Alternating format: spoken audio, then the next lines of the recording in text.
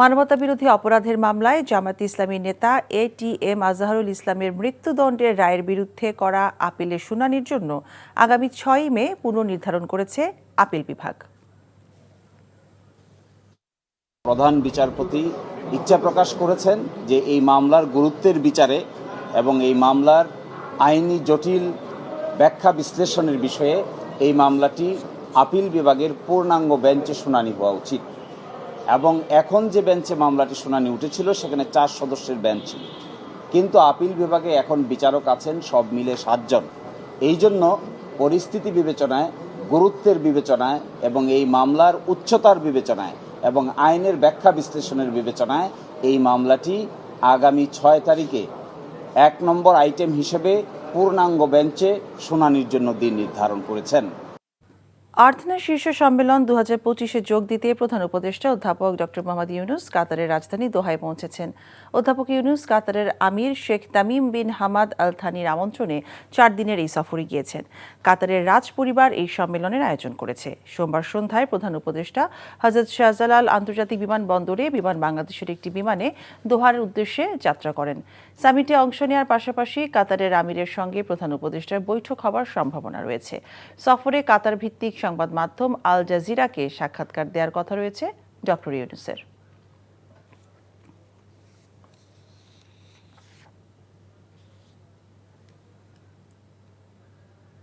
সংস্কার প্রশ্নে জাতীয় ঐকমত্য কমিশনের সাথে বিএনপির প্রথম দফায় 3য় দিনের বৈঠক শুরু হয়েছে। সকাল 11:15টায় বৈঠক শুরু হয়। বিএনপির প্রতিনিধি দলের নেতৃত্ব দিচ্ছেন স্থায়ী কমিটির সদস্য সালাউদ্দিন আহমেদ। বৈঠকের শুরুতে সালাউদ্দিন আহমেদ জানান, আজ বিচার বিভাগ, নির্বাচন ব্যবস্থা, জনপ্রশাসন এবং দুদক নিয়ে আলোচনা হবে কমিশনের সাথে। ঐকমত্য কমিশনের সহসভাপতি আলী রিয়াজ বলেন, 15টি তাদের প্রাথমিক আলোচনা হয়েছে। মে মাসের 2য় সপ্তাহ থেকে দলগুলোর সাথে 2য় দফার আলোচনা শুরু হবে বলেও জানান তিনি। আমরা প্রথম পর্যায়ের আলোচনায় বেশ কিছু বিষয়ে লক্ষ্য করেছি যে বাংলাদেশ জাতীয়তাবাদী দলের সঙ্গে আমাদের ঐকমত্য কমিশনের পক্ষ থেকে এবং সংশ্লিষ্ট কমিশনগুলোর পক্ষ থেকে যে সমস্ত সুপারিশ দেওয়া হয়েছে, বেশ কিছু বিষয়ে সামঞ্জস্য আছে, বেশ কিছু বিষয়ে মত ভিন্নতাও আছে।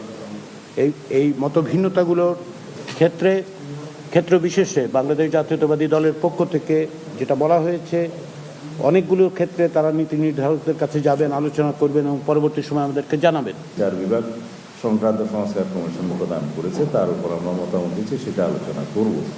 তা আমরা আশা করি ইতিমধ্যে সুপ্রিম কোর্ট কর্তৃক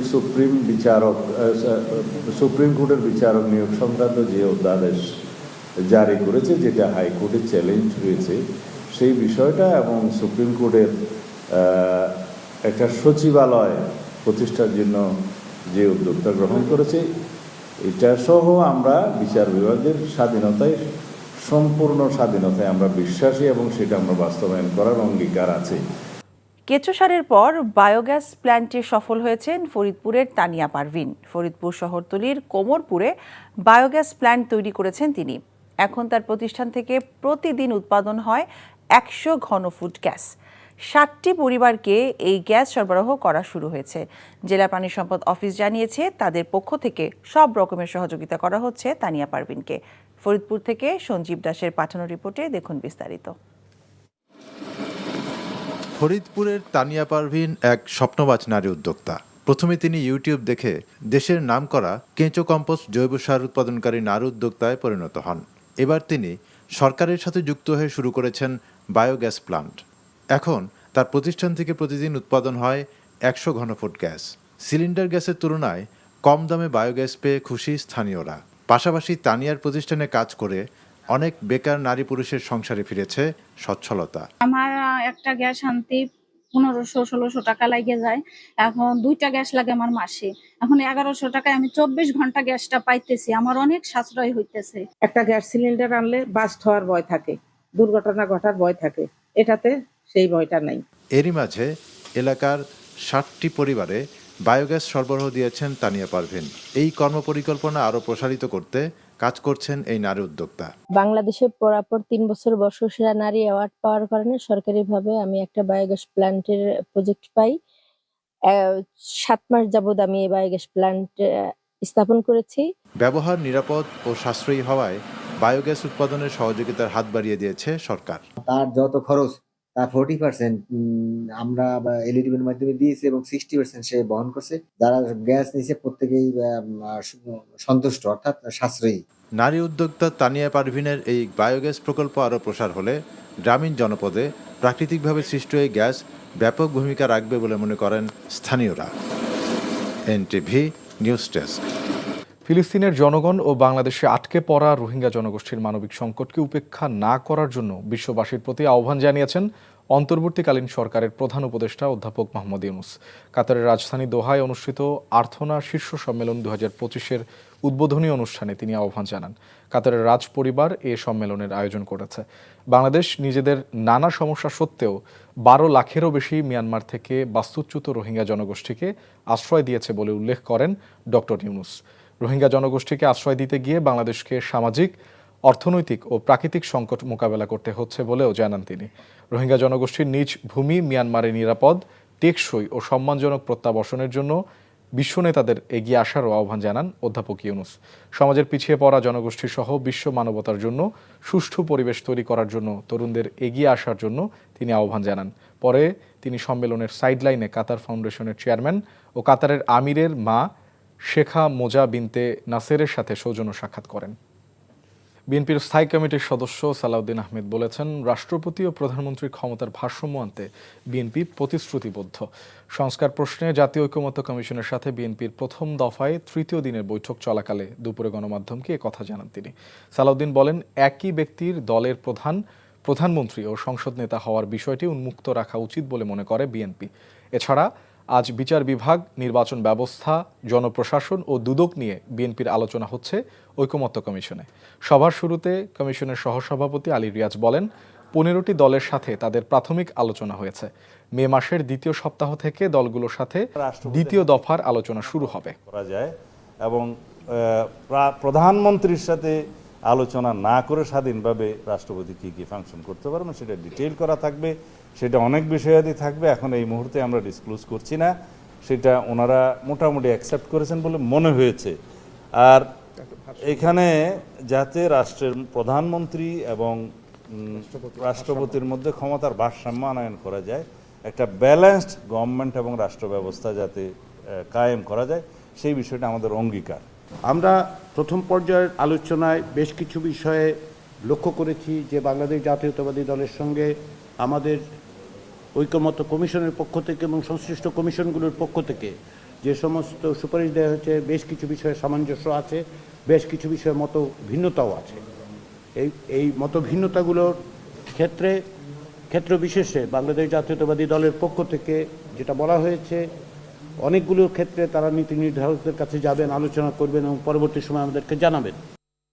বিগত স্বৈরাচারী সরকারের মদতপুষ্ট একটি স্বার্থান্বেষী মহলকে খুশি করতে কতিপয় অসাধু কর্মকর্তা সময়োপযোগী ঢাকা মহানগর ইমারত নির্মাণ বিধিমালা 2008কে উপেক্ষা করে ড্যাপের নতুন নীতিমালা তৈরির কারণে আবাসন শিল্পে ধস নেমেছে বলে জানিয়েছে real estate and housing association of Bangladesh, REHAB. সকালে জাতীয় প্রেস ক্লাবে আবাসন শিল্প ও সংশ্লিষ্ট লিঙ্কেজ ইন্ডাস্ট্রির স্থবিরতা উত্তরণের লক্ষ্যে রিহাব আয়োজিত সংবাদ সম্মেলনে এ তথ্য জানান রিহাব সভাপতি মোহাম্মদ ওয়াহিদুজ্জামান। তিনি বলেন, ড্যাপের নতুন নীতিমালার কারণে বিল্ডিংয়ের উচ্চতা কমিয়ে দেওয়া হয়েছে, যার ফলে ভূমির মালিকরা ডেভেলপার কোম্পানিকে ভূমি দিচ্ছে না। নতুন কাজের সুযোগ তৈরি না হওয়ায় আবাসন শিল্পের সাথে জড়িত সংশ্লিষ্ট সব ইন্ডাস্ট্রির ক্ষতির সম্মুখীন হচ্ছে বলে জানান তারা। পাশাপাশি বেশিরভাগ কোম্পানি লোকবল ছাঁটাই করেছে, ফলে কর্মহীন হয়ে পড়েছে অনেক মানুষ। বৈষম্যমূলক ড্যাপের নতুন নীতিমালা পরিবর্তন করে অর্থনীতির গতিশীলতা বাড়ানোর জন্য ড্যাপের নীতিমালা সংশোধন করার দাবি জানানো হয় সংবাদ সম্মেলনে। সাংবাদিক দম্পতি সাগর রুনি হত্যা মামলার তদন্ত শেষ করতে আরও 6 মাস সময় দিয়েছে হাইকোর্ট। রাষ্ট্রপক্ষের সময় আবেদনের প্রেক্ষিতে আজ বিচারপতি ফাতেমা নজিব ও বিচারপতি শিকদার মাহমুদুর রাজির দ্বৈত বেঞ্চ এই আদেশ দেন। গত 23শে অক্টোবর হাইকোর্টের নির্দেশে সাংবাদিক দম্পতি সাগর সরোয়ার ও মেহেরুন রুনির হত্যার ঘটনায় করা মামলার তদন্তে পিবিআই প্রধানকে আহ্বায়ক করে 4 সদস্যের উচ্চ পর্যায়ের টাস্কফোর্স কমিটি গঠন করা হয়। তারা এখন তদন্ত করছে। শুনানিতে আজ রাষ্ট্রপক্ষ থেকে জানানো হয় 5ই আগস্টের পর এ মামলার কিছু নথিপত্র হারানো গেছে, যা পুনরায় সংগ্রহ করতে হবে। সবকিছু বিবেচনায় তদন্ত শেষ করতে 9 মাস সময় চান তারা। পরে আদালত 6 মাস সময় দেন। গাজীপুরের গাছা থানায় দায়ের করা 3টি হত্যা মামলায় সাবেক মন্ত্রী দীপু মনি, সাধন চন্দ্র মজুমদার, কামরুল ইসলাম ও প্রতিমন্ত্রী জুনায়েদ আহমেদ পলক সহ 6 জনকে গ্রেপ্তার দেখানো হয়েছে। সকালে গাজীপুর মেট্রোপলিটন ম্যাজিস্ট্রেট আদালত 3 হাজির করা হলে আদালতের বিচারক ওমর হায়দার এসব মামলায় তাদের গ্রেপ্তার দেখিয়ে কারাগারে পাঠানোর আদেশ দেন। আদালত সূত্র জানা গেছে, বৈষম্য বিরোধী ছাত্র আন্দোলনে জনতার অভ্যুত্থানের সময় গাজীপুরে গাছা এলাকায় 6 জন নিহত হয়। এ ঘটনায় গাছা থানায় আলাদা 3টি হত্যা মামলা দায়ের করা হয়। এদিকে আলোচিত এসব বন্দীকে আদালতে আনার পর বিক্ষোভ মিছিল করেন বিএনপিপন্থী আইনজীবীরা। এ সময় আসামিদের উপর ডিম নিক্ষেপ করেন তারা। আরও 2-1টি শুনানি শেষে জামায়াতের নিবন্ধনের বিষয়ে আদালত চূড়ান্ত রায় দিবে বলে জানিয়েছেন জামায়াতে ইসলামীর আইনজীবী অ্যাডভোকেট শিশির মনির। নিবন্ধনের মামলাটি আদালতে 3 দিন শুনানি হয়েছে। পার্ট হার্ড ম্যাটার বা আংশিক শ্রুত বলা হয়েছে। এটি আরও 1বার বা 2বার শুনানি হওয়ার প্রয়োজনীয়তা রয়েছে এবং শুনানি শেষে আমরা এটাও প্রত্যাশা করি যে নিবন্ধনের মামলাও আমরা ভালো ফলাফল পাবই। যখন নিবন্ধনের মামলা নিষ্পত্তি হবে, একই সাথে জামায়াত ইসলামীর দাঁড়িপাল্লার প্রতীকেরও নিষ্পত্তি হবে। গাজীপুরে বৈষম্য বিরোধী ছাত্র আন্দোলনের সময় একটি হত্যা মামলায় ব্যবসায়ী আলী হায়দার রতনের 3 দিনের রিমান্ড মঞ্জুর করেছে আদালত। দুপুরে গাজীপুরে চিফ জুডিশিয়াল ম্যাজিস্ট্রেট আদালতের বিচারক এই আদেশ দেবার পর তাকে কারাগারে পাঠানো হয়। গত রোববার রাতে ঢাকা থেকে রমনা থানা পুলিশ তাকে আটক করে। রতন আওয়ামী লীগের সাধারণ সম্পাদক ওবায়দুল কাদেরের ভাগ্নে পরিচয় দিতেন। দেশে বিভিন্ন ব্যাংক থেকে কোটি কোটি টাকা ঋণ নিয়ে আলোচনায় আসেন ব্যবসায়ী আলী হায়দার রতন। গত 5 আগস্ট বৈষম্য বিরোধী ছাত্র আন্দোলনের নিহতের ঘটনায় শ্রীপুর থানায় তার বিরুদ্ধে হত্যা মামলা করা হয়। মূল ক্যাম্পাসে ফেরার দাবিতে আমরণ অনশনে চট্টগ্রাম বিশ্ববিদ্যালয়ের চারুকলা ইনস্টিটিউটের শিক্ষার্থীরা। চট্টগ্রাম বিশ্ববিদ্যালয় প্রশাসনিক ভবনের সামনে দ্বিতীয় দিনের মতো আমরণ অনশন কর্মসূচি চালিয়ে যাচ্ছেন চারুকলা ইনস্টিটিউটের শিক্ষার্থীরা। গতকাল থেকে শুরু হওয়া এই অনশন দ্বিতীয় দিনে অব্যাহত রয়েছে। প্রশাসনের পক্ষ থেকে কয়েক দফা আপোষের প্রস্তাব দেওয়া হলেও শিক্ষার্থীরা তা প্রত্যাখ্যান করেন। আন্দোলনকারীদের দাবি, জরুরি সিন্ডিকেট সভা ডেকে প্রজ্ঞাপনের মাধ্যমে চারুকলা ইনস্টিটিউটকে দ্রুত মূল ক্যাম্পাসে ফিরিয়ে আনা হোক। চট্টগ্রাম বিশ্ববিদ্যালয়ের অপহৃত 5 শিক্ষার্থীর মুক্তির দাবিতে অবরোধ কর্মসূচি পালন করেছেন সাধারণ শিক্ষার্থীরা। এ সময় চট্টগ্রাম খাগড়াছড়ি সড়কে কিছু সময় যানজটের সৃষ্টি হয়। দুপুরে চট্টগ্রাম বিশ্ববিদ্যালয় কেন্দ্রীয় শহীদ মিনারে মানববন্ধন করেন শিক্ষার্থীরা। মানববন্ধন শেষে 1 নম্বর গেটের সামনে চট্টগ্রাম খাগড়াছড়ি সড়ক অবরোধ করেন বিক্ষুব্ধ শিক্ষার্থীরা। এতে সড়কটিতে আটকা পড়ে শত শত যানবাহন, সৃষ্টি হয় তীব্র যানজট। পরে পুলিশ গিয়ে পরিস্থিতি নিয়ন্ত্রণে আনে। গত 16 এপ্রিল বিজু উৎসব উদযাপন শেষে খাগড়াছড়ি থেকে ক্যাম্পাসে ফেরার পথে অপহৃত হন চট্টগ্রাম বিশ্ববিদ্যালয়ের 5 শিক্ষার্থী। অপহরণে 6 দিন পেরিয়ে গেলেও এখনও তাদের উদ্ধার করা যায়নি। অপহৃতদের উদ্ধার করতে যৌথ বাহিনী একাধিক অভিযান পরিচালনা করেছে, তবে এখনও মেলেনি তাদের সন্ধান। পরিবেশ, বন ও জলবায়ু পরিবর্তন এবং পানি সম্পদ মন্ত্রণালয়ের উপদেষ্টা সৈয়দ রিজওয়ানা হাসান বলেছেন, যশোরে ভবদহ জলাবদ্ধতা সমস্যা চিরস্থায়ী সমাধানের পথে হাঁটছে সরকার। দুপুরে উপজেলা ভবদহ 21 ভেন্ট সুইচ গেট পরিদর্শন শেষে ভবদহ মহাবিদ্যালয় মাঠে সাংবাদিকদের কাছে তিনি একথা বলেন। এই সময় স্বরাষ্ট্র উপদেষ্টা অবসরপ্রাপ্ত লেফটেন্যান্ট জেনারেল মোহাম্মদ জাহাঙ্গীর আলম চৌধুরী এবং দুর্যোগ ব্যবস্থাপনা ও ত্রাণ মন্ত্রণালয়ের উপদেষ্টা ফারুকি আজম তার সাথে ছিলেন। পরিবেশ উপদেষ্টা বলেন, গতবারে বর্ষার মতো এবার যাতে পানি না জমে সেজন্য সেনাবাহিনীর তত্ত্বাবধানে ভবদহ এলাকার নদী খনন কাজ শুরু হবে। তিনি বলেন, এই উদ্যোগের পাশাপাশি ভবদহ জলাবদ্ধতা সমস্যার চিরস্থায়ী সমাধান যাতে হয় সে ব্যাপারে সরকার উদ্যোগী। ভবদহের সমস্যাটার চিরস্থায়ী কি সমাধান করা যায় এটা নিয়ে আমরা চিন্তা ভাবনা শুরু করেছি। আমরা আমাদের যে ফিজিবিলিটি স্টাডি করতে হয় ওই স্টাডি করার কাজ শুরু করে দিয়েছি। গত বর্ষার মতন যেন আর পানি না জমে সেটার জন্য বাংলাদেশ সেনাবাহিনী এই নদীগুলোকে খননের কাজ শুরু করে দেবে। ময়মনসিংহ মেডিকেল কলেজ হাসপাতালে নারীসহ ১৬ দালালকে ২ মাসে কারাদণ্ড দিয়েছে ভ্রাম্যমাণ আদালত। আটকের পর ভ্রাম্যমাণ আদালতে নির্বাহী ম্যাজিস্ট্রেট শফিকুল ইসলাম সাজার রায় কার্যকর করেন। র্যাব জানায় সাজাপ্রাপ্তদের জেলে পাঠানোর জন্য ময়মনসিংহ কোতোয়ালি মডেল থানায় সোপর্দ করা হয়েছে। সাজাপ্রাপ্ত দালালরা দীর্ঘদিন ধরে হাসপাতালে সেবা নিতে আসা সাধারণ মানুষকে বিভ্রান্ত করে টাকার বিনিময়ে বিভিন্ন ক্লিনিকে নিয়ে ভর্তি করে আসছিল। এমন অভিযোগের ভিত্তিতে এই অভিযান পরিচালনা করা হয়। ২৫ এপ্রিল চট্টগ্রামের ঐতিহাসিক লালদিঘি ময়দানে অনুষ্ঠিত হবে আব্দুল জব্বারের বলি খেলা। ১১৬তম আয়োজনে এবারও প্রতি বছরের মতো থাকবে ৩ দিনব্যাপী বৈশাখী মেলা। দুপুরে লালদিঘি পারস্থ সিটি কর্পোরেশন হলে বলি খেলা উপলক্ষে সংবাদ সম্মেলনে সার্বিক প্রস্তুতি সম্পর্কে জানান আয়োজকরা। এবারে বলি খেলা সুষ্ঠু ও সুন্দরভাবে সম্পন্ন করতে চট্টগ্রাম জেলা ক্রীড়া সংস্থার সাবেক সাধারণ সম্পাদক ও বলি খেলার প্রধান বিচারক হাফিজুর রহমানকে আহ্বায়ক এবং মরহুম আব্দুল জব্বারের নাতি শওকত আনোয়ার বাদলকে সদস্য সচিব করে ১১ সদস্যের একটি কমিটি গঠন করা হয়েছে। শিক্ষার্থীদের যাতায়াতে দুর্ভোগ কমাতে জাহাঙ্গীরনগর বিশ্ববিদ্যালয়ে চালু হলো পরিবেশ বান্ধব শাটল বাস সার্ভিস। দুপুরে পুরনো রেজিস্ট্রার ভবনের সামনে এই সার্ভিসের উদ্বোধন করেন উপাচার্য অধ্যাপক ডক্টর মোহাম্মদ কামরুল আহসান। এ সময় উপস্থিত ছিলেন পরিবেশ বান্ধব ইলেকট্রিক যান প্রস্তুতকারী প্রতিষ্ঠান মা এন্টারপ্রাইজের সিইও মোহতাসিম আল রাফিদ। বেপরোয়া ব্যাটারি চালিত অটোরিকশার ধাক্কায় গত বছরের ১৯ নভেম্বর বিশ্ববিদ্যালয়ের মার্কেটিং বিভাগে ৫৩তম ব্যাচের শিক্ষার্থী আফসানা করিম রাচির মৃত্যুর পর বিশ্ববিদ্যালয় কর্তৃপক্ষ বিকল্প হিসেবে পরিবেশ বান্ধব এই শাটল বাস সার্ভিস চালু করেন। আন্তনগর ট্রেনের দাবিতে লালমনিরহাটে পাটগ্রাম রেল স্টেশনে অনির্দিষ্টকালে রেলপথ অবরোধ কর্মসূচি দ্বিতীয় দিনের মতো চলছে। আজও বন্ধ রয়েছে বুড়িমারি লালমনিরহাট রুটে ট্রেন চলাচল। ফলে জেলা শহরের সাথে ৪ উপজেলার রেল যোগাযোগ বিচ্ছিন্ন হয়ে পড়েছে। তবে লালমনিরহাট থেকে রাজধানী সহ বিভিন্ন গন্তব্যে ট্রেন চলাচল স্বাভাবিক রয়েছে। এদিকে লালমনিরহাট বুড়িমারি রুটে ট্রেন চলাচল বন্ধ থাকায় জেলার বুড়িমারি স্থলবন্দর সহ পাটগ্রাম, হাতীবান্ধা, কালীগঞ্জ ও আদিতমারি উপজেলার সাধারণ যাত্রীরা পড়েছেন চরম বিপাকে। বাধ্য হয়ে অনেকে ব্যবহার করছেন বিকল্প যানবাহন। এতে বিভিন্ন রাজনৈতিক দল সহ স্থানীয়রা একাত্মতা প্রকাশ করেছেন। গতকাল একই দাবিতে বুড়িমারি লালমনিরহাট মহাসড়কে পাটগ্রামে ৫ ঘণ্টা অবরোধ করা হয়। নারায়ণগঞ্জের ফতুল্লার একটি ভবন মালিককে ২ লাখ টাকা জরিমানা সহ ৪টি ভবনে বিদ্যুৎ লাইন বিচ্ছিন্ন করে দিয়েছে রাজুক। সকাল থেকে রাজুকে নির্বাহী ম্যাজিস্ট্রেট শিলাব্রত কর্মকারের নেতৃত্বে অভিযান চালানো হয়।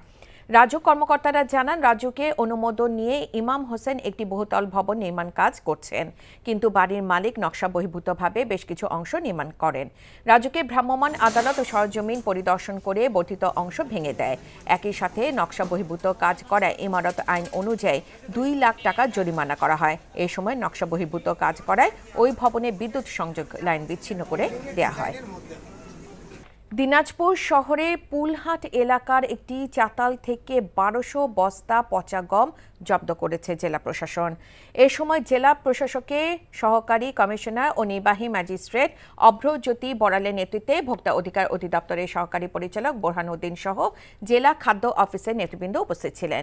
জব্দ করা ১২০০ বস্তা পচা গম চাতালে শুকানোর সময় জব্দ করা হয়। মুন্সিগঞ্জে খুনি শেখ হাসিনা ও আওয়ামী লীগের দোসরদের দ্রুত বিচারের দাবিতে বিক্ষোভ মিছিল করেছে বিএনপি। দুপুরে নিমতলা শিকদার মার্কেট থেকে বিক্ষোভ মিছিল ঢাকা মাওয়া রোডে বিভিন্ন রাস্তা প্রদক্ষিণ করে। বিএনপির জাতীয় নির্বাহী কমিটির স্বেচ্ছাসেবক বিষয়ক সম্পাদক মীর সরফত আলী সপুর পক্ষে সাবেক ছাত্র নেতা সহ শ্রীনগর সিরাজদি খান উপজেলা বিএনপি ও এর সহযোগী সংগঠনের নেতৃবৃন্দ। কাতার বাংলাদেশ থেকে ৭২৫ জন সেনা সদস্য সে দেশে নিয়োগ দেবে বলে জানিয়েছেন প্রধান উপদেষ্টার প্রেস সচিব শফিকুল আলম। কাতারে তিনি কথা জানান। বাংলাদেশের সোলজাররা কুয়েতে কিন্তু অনেক বছর ধরে তারা এসে ডিউটি করছেন, সেই গালফ ওয়ারের সময় থেকে। কাতার আমাদেরকে জানিয়েছে তারা বাংলাদেশের থেকে ৭২৫ জন সোলজার নেবে প্রতি ৩ বছর পর পর। এই যে এরা একটা ব্যাচ আসবে ৩ বছর, তারপরে আবার এবং আমরা চাচ্ছি যে এই নাম্বারটা যাতে আরও বেড়ে ১৬০০ বা আরও বেশি করা যায়। এটা ২ মাসের মধ্যে আমরা পাঠাতে পারবো, আমরা আশা করছি। সাবেক পুলিশের মহাপরিদর্শক বেনজির আহমেদের বিরুদ্ধে রেড নোটিশ জারি করেছে আন্তর্জাতিক পুলিশ সংস্থা ইন্টারপোল। বিকেলে পুলিশ সদর দফতর থেকে এ খবর জানানো হয়। তবে ইন্টারপোলের ওয়েবসাইটে বেনজির আহমেদের ছবি ও মোস্ট ওয়ান্টেড তালিকায় দেখা যায়নি। তো জুলাই গণঅভ্যুত্থানে শেখ হাসিনা সহ 12 জনের বিরুদ্ধে রেড নোটিশ জারির আবেদন করা হয়। বিদেশে পলাতক ওই ব্যক্তিদের বিরুদ্ধে রেড নোটিশ জারি করতে ইন্টারপোলের কাছে পৃথক 3টি ধাপে আবেদন করে বাংলাদেশ পুলিশের ন্যাশনাল সেন্ট্রাল ব্যুরো। গত 4 মে সপরিবারে দেশ ছাড়েন বেনজির। 2022 সালের সেপ্টেম্বর পর্যন্ত তিনি পুলিশের মহাপরিদর্শক ছিলেন। তার বিরুদ্ধে হত্যা, গণহত্যা, গুমসহ অসংখ্য অভিযোগের মামলা রয়েছে। শেখ হাসিনা এবং তার ভাগ্নি টিউলিপ সিদ্দিককে দেশে আনার প্রক্রিয়া শুরু হয়েছে বলে জানিয়েছেন দুদক কমিশনার অবসরপ্রাপ্ত ব্রিগেডিয়ার জেনারেল হাফিজ হাসান ফরিদ। রাজধানী দুদক কার্যালয়ে তিনি বলেন, ব্রিটিশ প্রতিমন্ত্রী টিউলিপ সিদ্দিককে বাংলাদেশের নাগরিক হিসেবে বিচারের মুখোমুখি করা হবে। অন্যদিকে ব্রিফিংয়ে দুদক মহাপরিচালক জানান 130 কোটি টাকার সন্দেহজনক লেনদেন ও 18 কোটি টাকার অবৈধ সম্পদ অর্জনের অভিযোগে রাজশাহী সিটি কর্পোরেশনের মেয়র AHM খায়রুজ্জামান, তার স্ত্রী ও কন্যার বিরুদ্ধে মামলা করা হয়েছে। অপরাধীরা যে দেশেই অবস্থান করুক, আইন অনুসারে দুদক তদন্ত কাজ চালিয়ে যাবে বলে জানান তিনি। বিদেশে থাকুন আর দেশে থাকুন, আমাদের যে অনুসন্ধানের ক্ষেত্রে কিংবা তদন্তের ক্ষেত্রে সুনির্দিষ্ট বিধিমালা রয়েছে, আইন রয়েছে, ফৌজদারি কার্যবিধি রয়েছে। সেই সব আইন অনুসরণ করে অনুসন্ধান এবং তদন্ত কার্যক্রম চলমান থাকবে। চারিদিকে এখন অদৃশ্য শত্রু, এদের বিরুদ্ধে যুদ্ধ করতে হলে যে কোনো মূল্যে ঐক্য ধরে রাখতে হবে। 31 দফা রাষ্ট্র সংস্কার সংক্রান্ত কর্মশালায় নেতাকর্মীদের উদ্দেশ্যে ভার্চুয়ালি দেয়া বক্তব্যে এমন বার্তা দিয়েছেন বিএনপির ভারপ্রাপ্ত চেয়ারম্যান তারেক রহমান। বলেন, দিন শেষে জনগণের কাছেই সবাইকেই পরীক্ষা দিতে হবে, কারণ জনগণই বড় পরীক্ষক। হাসান মাহমুদের রিপোর্ট। 31 দফা রাষ্ট্র সংস্কার বাস্তবায়নের লক্ষ্যে উত্তরাঞ্চলের 3 জেলা লালমনিরহাট, গাইবান্ধা এবং কুড়িগ্রামে দিনব্যাপী প্রশিক্ষণ কর্মশালার আয়োজন করে বিএনপির প্রশিক্ষণ বিভাগ। লালমনিরহাট জেলা পরিষদ অডিটোরিয়াম, কুড়িগ্রামের আলমাস কমিউনিটি সেন্টার এবং গাইবান্ধা জেলা স্টেডিয়াম মিলনায়তনে পৃথক কর্মশালায় অংশ নেন রংপুর বিভাগের এই 3 জেলার বিএনপি নেতারা। লন্ডন থেকে অনলাইনে যুক্ত হয়ে নেতাদের বিভিন্ন প্রশ্নের জবাব দেন তারেক রহমান। সমাপনী বক্তব্যে তিনি বলেন, ফ্যাসিবাদ পালিয়ে গেলেও তাদের অদৃশ্য দোসররা এখনো রয়ে গেছে। এখনো কিন্তু অনেক পরিশ্রম করতে হবে, আমাদেরকে অদৃশ্য শক্তির বিরুদ্ধে যুদ্ধ করতে হবে। বুঝেছেন কেন 8 মাস আগে আমি কথাটাই বলেছিলাম, আজ সেটি প্রমাণিত হচ্ছে সত্য। কাজে সেই অদৃশ্য অনেক শক্তি কিন্তু, অদৃশ্য অনেক শত্রু বা প্রতিপক্ষ কিন্তু আজ আস্তে আস্তে দৃশ্যমান হচ্ছে। ভিতরে কেউ যদি কিছু কিছু কাজ করে থাকে যেগুলো জনসমর্থন যোগ্য নয়, তাহলে তাদের বিরুদ্ধে ব্যবস্থা নিতে হবে, তাদেরকে সরিয়ে দিতে হবে, তাদের সাথে সম্পর্ক রাখা যাবে না। শিক্ষা, স্বাস্থ্য, কর্মসংস্থান, নারী উন্নয়ন, প্রযুক্তি, শিল্প খাত সহ বিভিন্ন দিকের উন্নয়নের কথা তুলে ধরে তারেক রহমান বলেন, সবার আগে প্রয়োজন মানুষের আস্থা অর্জন করা। আপনার যে প্রিয় দল বাংলাদেশ জাতীয়তাবাদী দল, এর উপরে মানুষ আস্থা রাখে, বিশ্বাস রাখে। কাজে মানুষের এই আস্থা বা বিশ্বাসকে কোনোভাবেই আমরা নষ্ট হতে দিতে পারি না। সেই জনগণের কাছে আমাদেরকে পরীক্ষা দিতে হবে, পরীক্ষা দিতে হবে তাদের জন্য ভালো কিছু করার মাধ্যমে, পরীক্ষা দিতে হবে দেশের জন্য ভালো কিছু করার মাধ্যমে, পরীক্ষা দিতে হবে তাদের জন্য, তাদেরকে ঐক্যবদ্ধ করে ভালো কিছু অর্জন করার মাধ্যমে। দলের ভেতরের ঐক্যকে সুদৃঢ় করতে সবার প্রতি আহ্বান জানান বিএনপির ভারপ্রাপ্ত চেয়ারম্যান। কিছু করা প্রয়োজন। আমরা হাসান মাহমুদ, এনটিভি নিউজ, ঢাকা। আইন উপদেষ্টা ডক্টর আসিফ নজরুল বলেছেন, দেশের সংঘটিত অপরাধগুলোর মধ্যে গুমকে সর্বোচ্চ অগ্রাধিকার দিয়ে নতুন গুম প্রতিরোধ ও প্রতিকার অধ্যাদেশ করতে চায় সরকার। বিকেলে প্রস্তাবিত গুম আইনের উপর মতবিনিময় সভায় তিনি একথা বলেন। এদিকে প্রস্তাবিত আইনের বিষয়ে মত দিয়েছেন মানবাধিকার সংগঠন ও আইন বিশেষজ্ঞরা। তামজিদ সুমনের রিপোর্ট। সকল ব্যক্তির সুরক্ষা সম্পর্কিত প্রস্তাবিত গুম প্রতিরোধ ও প্রতিকার অধ্যাদেশ 2025 নিয়ে মতবিনিময়ের আয়োজন করে আইন মন্ত্রণালয়, যেখানে প্রস্তাবিত গুম আইনের খসড়া তুলে ধরা হয়। নতুন এই আইনে আরও কি সংযোজন হতে পারে অথবা এই আইনের খসড়ায় যেসব ব্যত্যয় রয়েছে তা নিয়ে মতবিনিময় করেন সংশ্লিষ্টরা। ক্ষতিপূরণের একটা মানদণ্ড, মানে এখানে কোনো কিছু বলা হয়নি ন্যূনতম কি হতে পারে, বড়জোর কি হতে পারে জরিমানা।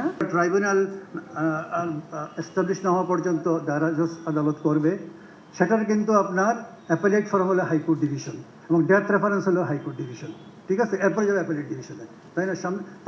তার দুটা ফর্ম থাকলো, আর যারা আইসিটিতে হচ্ছে ওদের ফর্ম কিন্তু একটা, শুধু অ্যাপেলেট ডিভিশনে। সুতরাং এই একটা ডিসক্রিপেন্সি হয়ে যাচ্ছে। গুম ব্যক্তির উত্তরাধিকারের সম্পদ ভোগ করার বিষয়ে আইনে সুস্পষ্ট ধারা রাখা এবং গুম অবস্থায় গুম হওয়া ব্যক্তির মৃত্যুর বিষয়টি কোন আইনে পড়বে সেসব বিষয় উঠে এসেছে মতবিনিময় সভায়। গুম হওয়ার পরে তার মৃত্যু হয়েছে কি হয়নি সেটা আপনি কিভাবে জানবেন? আপনার 10 বছর, 15 বছর, 20 বছর তার ডেড বডির কোনো হদিস না। এই জায়গাটা একটু ক্লারিফাই যদি করে দেন খুব ভালো হয়। কোন গুমটা ওয়াইড স্প্রেড এবং সিস্টেম্যাটিক এটা নির্ধারণের ব্যাপারে একটা ইয়ার্ডস্টিক যেটা ঠিক করতে হবে, সেটা এমনভাবে করতে হবে যাতে কোনোভাবেই এই দুটো আদালতের মধ্যে কোনো কনফ্লিক্টের জায়গা তৈরি না হয়। এটা সবচেয়ে বেশি বড় কনসার্নের জায়গা। আইন উপদেষ্টা বলেন, সর্বোচ্চ অগ্রাধিকার দিয়ে গুমের বিরুদ্ধে কাজ করছে সরকার। প্রস্তাবিত নতুন আইন হলে গুম প্রতিরোধে কার্যকর ভূমিকা রাখবে। আগামীতে যে সরকার আসবে সেই সরকার এই আইনকে বৈধতা দেবে বলেও প্রত্যাশা করেন তিনি। আমাদের সরকারের যত অগ্রাধিকার রয়েছে তার মধ্যে অন্যতম হচ্ছে গুম, খুন, মানবতা বিরোধী অপরাধ। আমরা অনেক আইন করে যাব, পরবর্তী যে সরকার আসবে সে কমপক্ষে 1000 মানুষের রক্তের উপরে গঠিত একটা ফ্রেমওয়ার্কের মধ্যে দিয়ে আসবে। এত বড় একটা লিগেসি বহন করার পর আমাদের পরবর্তী সরকার আমাদের সমস্ত সংস্কার ভুলে যাবে, এটা আমি কল্পনাও করতে চাই না। এদিকে মতবিনিময় সভায় প্রস্তাবিত গুম প্রতিরোধ ও প্রতিকার অধ্যাদেশে মৃত্যুদণ্ডের বিধান না রাখতে পরামর্শ উঠে এসেছে। Tamjid Suman, NTV news, Dhaka. পুলিশের কোনো সদস্য সাদা পোশাকে আসামি ধরতে পারবে না বলে জানিয়েছেন স্বরাষ্ট্র উপদেষ্টা জাহাঙ্গীর আলম চৌধুরী। একই সাথে তিনি বলেছেন, পুলিশে তেলবাজি ব্যবস্থা ফেরানোর চেষ্টা হচ্ছে, এটা বন্ধ করতে হবে। বিকেলে যশোর জেলার সরকারি বিভিন্ন দফতর ও সংস্থার কর্মকর্তাদের সঙ্গে জেলা প্রশাসকের সম্মেলন কক্ষে মতবিনিময় সভায় কথা বলেন স্বরাষ্ট্র উপদেষ্টা। তিনি আরও বলেন, পুলিশে নিয়োগ বাণিজ্য বন্ধ করা সম্ভব হয়েছে, বদলি বাণিজ্য নিয়ন্ত্রণে আসলেও তদবির প্রথা বন্ধ হয়নি। মব জাস্টিস সহ্য করা যাবে না বলে নির্দেশ দেন। জানান, গণঅভ্যুত্থানের সময় বিভিন্ন থানা থেকে যেসব অস্ত্র লুট হয়েছে তার সব এখনো উদ্ধার হয়নি। দ্রুত এসব অস্ত্র উদ্ধারের কথা জানান উপদেষ্টা।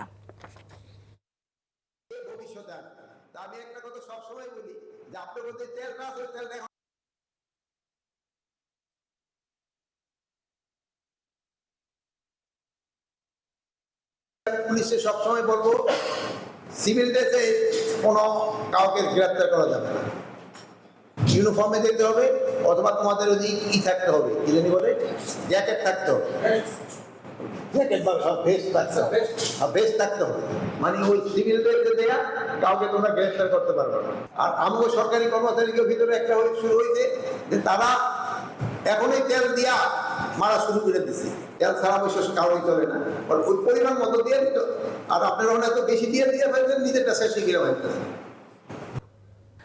মানবতা বিরোধী অপরাধের মামলায় মৃত্যুদণ্ডপ্রাপ্ত জামায়াত নেতা এটিএম আজহারুল ইসলামের আপিলের শুনানির জন্য আগামী 6 মে দিন পুনর্নির্ধারণ করেছে আপিল বিভাগ। ওই দিন 7 সদস্যের আপিল বিভাগের পূর্ণাঙ্গ বেঞ্চের কার্যতালিকার 1 নম্বরে থাকবে এই মামলাটি। প্রধান বিচারপতি ডক্টর সৈয়দ রিফাত আহমেদের নেতৃত্বাধীন 4 সদস্যের আপিল বেঞ্চ আজ এদিন ধার্য করেন। রিপোর্টে আরও জানাচ্ছেন হাসান জাভেদ। মানবতা বিরোধী অপরাধে জামায়াতে ইসলামী নেতা এটিএম আজহারুল ইসলামের মৃত্যুদণ্ড 2019 সালের 23 অক্টোবর বহাল রাখে আপিল বিভাগ। সেই রায়ের বিরুদ্ধে রিভিউ আবেদন করলে আদালত মূল আপিলের উপর শুনানির অনুমতি দেয়। মানবতা বিরোধী অপরাধের এটি প্রথম কোনো মামলা যা রিভিউ থেকে মূল আপিলে যায়। মঙ্গলবার প্রধান বিচারপতির নেতৃত্বাধীন 4 সদস্যের আপিল বেঞ্চে শুনানির জন্য দিন ধার্য ছিল, কিন্তু এই মামলায় এর আগে 5 সদস্যের আপিল বেঞ্চ রায় দিয়েছিল। প্রধান বিচারপতিও পূর্ণাঙ্গ বেঞ্চে মামলাটির শুনানি করতে চান, তাই আগামী 6 মে শুনানির জন্য দিন ধার্য করেন। তখনকার আপিল বিভাগ সিদ্ধান্ত নিয়েছিল যে আন্তর্জাতিক আইনের প্রযোজ্যতার কোনো প্রয়োজন নাই। আমরা এখন এসে বলছি এই যে প্রয়োজন নাই বলেছেন, এটাকে আমরা রিভিউ করতে চাই। এই জন্য প্রধান বিচারপতি সহ আপিল বিভাগ বলছেন এই প্রশ্নের জবাব দেওয়ার জন্য আমাদেরকে পূর্ণাঙ্গ আপিল বিভাগ বসেই এই সিদ্ধান্তটা নিতে হবে। যাদেরকে ফাঁসি কাস্টে ঝুলানো হয়েছে আন্তর্জাতিক স্ট্যান্ডার্ড মানলে তাদের সকলকেই বেকসুর খালাস দিতে হতো। এ সময় জামাতের সেক্রেটারি জেনারেল মিয়া গোলাম পরোয়ার বলেন, ৫ আগস্টের পর আজহারুল ইসলামের মুক্তি না হওয়ায় তারা ব্যথিত, তবে আইনি প্রক্রিয়ার মধ্য দিয়েই সমাধান চান তারা। ৫ই আগস্টের সরকার পরিবর্তনের পর ৮ মাস পর্যন্ত তার এই মামলার যে কোনো ব্যাখ্যাই আইনজীবীরা দিতে পারেন, কোর্টের কাছে একটা ব্যাখ্যা থাকতে পারে, কিন্তু সময়টা যে ৮ মাস পার হয়েছে, সারা দেশের লক্ষ কোটি আমাদের নেতা কর্মী শুভাকাঙ্ক্ষী যারা ন্যায় বিচারের প্রত্যাশায় দিন গুনছেন তারা ব্যথিত। আমরা হতাশ নেই এই কারণে যে আদালতের কাছে আমরা সুবিচারের জন্য ধৈর্য ধারণ করি। ২০১৪ সালের ৩০শে ডিসেম্বর আজহারুল ইসলামকে ফাঁসিতে ঝুলিয়ে মৃত্যুদণ্ডের রায় দেয় আন্তর্জাতিক অপরাধ ট্রাইব্যুনাল। হাসান জাবেদ, এনটিভি নিউজ, ঢাকা। বাংলাদেশের ক্ষমতাচ্যুত সাবেক স্বৈরশাসক শেখ হাসিনার বিরুদ্ধে হত্যা ও গুমসহ মানবতাবিরোধী অপরাধের অভিযোগ ওঠার প্রেক্ষিতে তাকে দেয়া সম্মানসূচক ডক্টরেট ডিগ্রি বাতিলের কথা ভাবছে অস্ট্রেলিয়ান ন্যাশনাল ইউনিভার্সিটি কর্তৃপক্ষ। অস্ট্রেলিয়া ভিত্তিক সংবাদ মাধ্যম ক্যানবেরা টাইমসের এক প্রতিবেদনে বলা হয়, ১৯৯৯ সালে শেখ হাসিনাকে আইন বিষয়ে সম্মানসূচক ডক্টরেট ডিগ্রি দেয় ANU। তবে তার বিষয়ে হত্যা ও গুমসহ মানবতাবিরোধী অপরাধের অভিযোগ ওঠার পর বিশ্ববিদ্যালয়ের সম্মানসূচক ডিগ্রি প্রদান কমিটি তার ডিগ্রি বাতিলের বিষয়টি খতিয়ে দেখছে। প্রতিবেদনে আরও বলা হয়, শেখ হাসিনার বিষয়ে সিদ্ধান্ত নিতে বিশ্ববিদ্যালয় কর্তৃপক্ষ সুনির্দিষ্ট প্রক্রিয়ায় কাজ করছে। শুধুমাত্র হাসির কারণেই খুনের শিকার হন বেসরকারি বিশ্ববিদ্যালয়ের শিক্ষার্থী জাহিদুল ইসলাম পারভেজ। গত শনিবার ২ নারী শিক্ষার্থীকে নিয়ে হাসি ঠাট্টার অভিযোগে ওই হত্যার ঘটনায় জড়িত সন্দেহে আরও একজনকে গ্রেফতার করেছে পুলিশ। এ নিয়ে ওই ঘটনায় ৪ জনকে গ্রেফতার করা হলো। এদিকে পারভেজ হত্যায় জড়িত সন্দেহে ইউনিভার্সিটি অফ স্কলার্স কর্তৃপক্ষ ২ নারী শিক্ষার্থীকেই সাময়িক বহিষ্কার করেছে। নাহিদ প্রিন্সের রিপোর্ট। মিডটার্ম পরীক্ষা শেষে গত ১৯ এপ্রিল নিজ বিশ্ববিদ্যালয় ক্যাম্পাসের সামনে সহপাঠীদের সঙ্গে হাসি আড্ডায় মেতেছিলেন প্রাইম এশিয়া বিশ্ববিদ্যালয়ের শিক্ষার্থী জাহিদুল ইসলাম পারভেজ। এ সময় পার্শ্ববর্তী ইউনিভার্সিটি অব স্কলার্সের ২ নারী শিক্ষার্থী প্রাইম এশিয়া বিশ্ববিদ্যালয়ের রাস্তা পার হয়ে তাদের কাছাকাছি এসে দাঁড়ায়। ঠিক তখন পারভেজ ওই নারী শিক্ষার্থীদের দেখে হাসি ঠাট্টা করেছে এমন অভিযোগ তোলেন তারা। আমরা গেলাম, আমাদের ব্যাচমেটে যে কদিন ছিলাম, যাওয়ার পর গিয়ে দেখলাম যে এই ঘটনা পারভেজ ভাই নাকি কোন মেয়েকে ইপ্রিজিং করছে। বাট পারভেজ ভাই এখানে যদি অন্য কেউ হতো তাহলে আমরা বিশ্বাস করতাম না ইপ্রিজিং করতে পারে, বাট পারভেজ ভাইয়ের ক্ষেত্রে এই কথাটা মানানসই না। মানে তাৎক্ষণিক ১০-১৫ সেকেন্ডের মধ্যে ওরা কোত্থেকে আইসা ওকে এলোপাতাড়ি ভার্সিটির গেটের সামনে ওকে এরকম নির্মমভাবে হত্যা করলো। পরে ভুল বোঝাবুঝির বিষয়টি মীমাংসা করে দেয় প্রাইম এশিয়া বিশ্ববিদ্যালয়ের কর্তৃপক্ষ। কিন্তু বিষয়টা এখানে মীমাংসা হয়ে গিয়েছে, আসলে সেটেলড হয়ে গিয়েছিল, তো আমরা এটা নিয়ে পরবর্তীতে চিন্তা করছি এটা আরও বেশি সামনের দিকে আগাবে না। কিন্তু পরবর্তী যেটা হয় 3 মিনিটের মধ্যে এই স্টুডেন্টটা বের হওয়ার পরে সঙ্গে সঙ্গে বাইরে থেকে 30 থেকে 40 জনের একটা গ্রুপ এসে তাদের অতর্কিত হামলা চালায় এখানে। পারভেজ হত্যাকাণ্ডের পর থেকেই বিশ্ববিদ্যালয়ে আসছেন না ইউনিভার্সিটি অব স্কলার্সের ওই 2 নারী শিক্ষার্থী ফাতেমা তাহসিন ঐশী ও ফারিয়া হক টিনা। বন্ধ তাদের মোবাইলও। কন্টিনিউয়াসলি তাকে লোকেট করার চেষ্টা করতেছে, হ্যাঁ, কোনো টেলিফোন ধরে না, টেলিফোন যায় না, টেলিফোন বিভিন্ন ধরনের করা হচ্ছে, কিন্তু তাদেরকে আপাতত এখনও ট্রেস করা যায় নাই। আমরা তাকে সরাসরি করেছি, তার স্টুডেন্টশিপ সিজ করেছি, সাময়িক বরখাস্ত যেটা বলে ওটা করেছি। বনানী থানা পুলিশ বলছে এই ঘটনায় 4 জনকে গ্রেপ্তার করা হয়েছে, জড়িত বাকিদের গ্রেপ্তারের চেষ্টাও চলছে। চেষ্টা করবো যে জড়িত থাকুক না কেন, সে যে অ্যাঙ্গেলে লোক হোক না কেন, আমরা আইনের হাতে আনবো।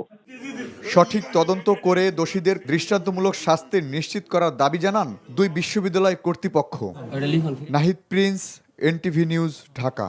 অর্থনীতির খবর।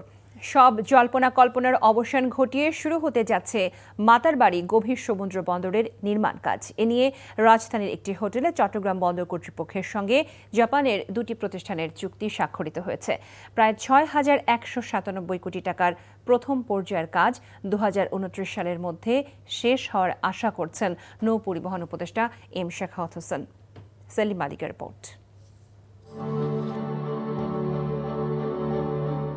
একটি পূর্ণাঙ্গ গভীর সমুদ্র বন্দর নির্মাণের উদ্দেশ্যে বছরখানেক আগে ৯,০০০ কোটি টাকা খরচে কক্সবাজারের মহেশখালীর মাতারবাড়িতে তৈরি করা হয় ৬.৫ কিলোমিটার দীর্ঘ এবং ১৪ মিটারের বেশি গভীর কৃত্রিম চ্যানেল। কিন্তু নানামুখী জটিলতায় বারবার পিছিয়েছে বন্দর নির্মাণ কাজ। অন্তর্বর্তী সরকারের প্রচেষ্টায় সব বাধা ঠেলে এবার আলোর মুখ দেখতে যাচ্ছে বাংলাদেশের আঞ্চলিক ট্রান্সশিপমেন্ট হাব হওয়ার সম্ভাবনাময় সমুদ্র বন্দরটি। বিনিয়োগে এগিয়ে এসেছে উন্নয়ন সহযোগী জাপানি সংস্থা জাইকা। বন্দর নির্মাণে দেশটির দুটি প্রতিষ্ঠান পেন্টা ওশান এবং TUA কর্পোরেশনের সঙ্গে চুক্তি করেছে চট্টগ্রাম বন্দর কর্তৃপক্ষ। JICA, Japan International Cooperation Agency, is very proud of our support to this flagship initiative through official development assistance concessional loan together with various studies and technical cooperation. Package ১-এর আওতায় অবকাঠামো নির্মাণে খরচ ধরা হয়েছে প্রায় ৬,১৯৭ কোটি টাকা। এর মধ্যে জায়গা অর্থায়ন করবে প্রায় ৫,৪২৭ কোটি। বাকিটা যোগান দেবে চট্টগ্রাম বন্দর কর্তৃপক্ষ। এটা বিশ্বের one of the best organisation করছে, দ্যাট ইজ জাইকা। এবং আমরা জানি জাপান আমাদের সে শুরু থেকে বন্ধু প্রতিম দেশ। আশা করি যে এটাও খুব ক্লিন কাজ হবে, এখানে সন্দেহ বা এখানে অভিযোগের মাত্রা অত হবে না। নৌ পরিবহন উপদেষ্টা জানান ২০৩০ সালের আগেই নির্মাণ কাজ শেষে কার্যক্রম শুরু করতে পারে গভীর সমুদ্র বন্দরটি। দুটো কন্টেনার পোর্ট এখানে কন্টেনার টার্মিনাল তৈরি হবে। এই কন্টেনার টার্মিনাল এবং অন্যান্য ইকুইপমেন্ট যখন আসবে তখন পোর্টটা ফাংশনাল হবে। তার মানে আমরা আশা করি 2029 অথবা 30-এর মধ্যে Matarbari port will be functional. Selim Malik, NTV news, Dhaka. মহানবী হযরত মুহাম্মদ সাল্লাল্লাহু আলাইহি ওয়াসাল্লামকে নিয়ে কটূক্তির অভিযোগে রাজধানীর তেজগাঁও তিব্বত মোড় অবরোধ করে বিক্ষোভ করছেন কোহিনুর কেমিক্যাল কোম্পানির শ্রমিকেরা। বিকেলে তেজগাঁও মহাখালী সড়ক অবরোধ করে বিক্ষোভ শুরু করেন তারা। এতে বন্ধ হয়ে যান যান চলাচল। আন্দোলনকারীদের অভিযোগ, কোহিনুর কেমিক্যাল কোম্পানির ঊর্ধ্বতন এক কর্মকর্তা রাসূল সাল্লাল্লাহু আলাইহি সাল্লামকে নিয়ে কটূক্তি করেছে। বিষয়টি ঊর্ধ্বতন কর্তৃপক্ষকে জানালেও কোনো ব্যবস্থা নেওয়া হয়নি। অভিযোগকারীকে শাস্তি না দেওয়া পর্যন্ত আন্দোলন চালিয়ে যাওয়ার কথা বলেন তারা। এদিকে বিক্ষুব্ধ শ্রমিকরা প্রতিষ্ঠানটির মূল ফটক ভেঙে প্রবেশের চেষ্টা করে। এ সময় কয়েকজনকে ইট পাটকেল ছুটতে দেখা যায়, এতে ভবনের কয়েকটি গ্লাস ভেঙে যায়।